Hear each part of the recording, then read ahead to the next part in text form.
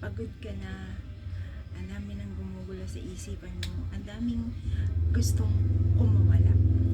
It's okay na magpahinga. It's okay na mapagod. Walang masama doon.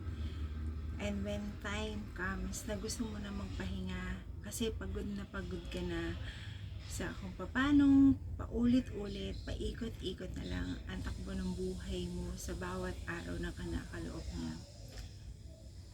Sabi nga ng Lord, di ba? Come to me, all of you who are worried, and I will give you rest. Sa Kanya tayo magpahinga. Siya yung tawagin natin. Siya lang kasi ang nakakaalam kung paano i-comfort ang mga sawi nating puso. Kung paano bibigyan ng assurance ang mga umaasa nating isipan.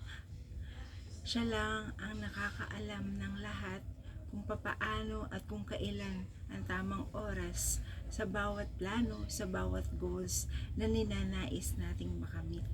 Nakakapagod man ang buhay, nakakapagod man ang bawat araw na kinakaloob niya, still be rest assured and rest on His feet. Sabi niya, di ba, lagi mo siyang i-include sa bawat panalangin mo, sa bawat umagang ikakaloob niya sa iyo.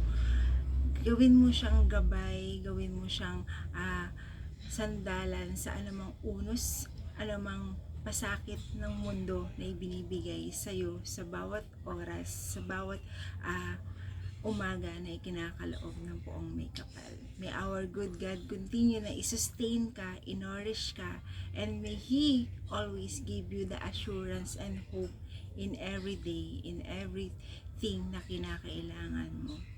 God loves you.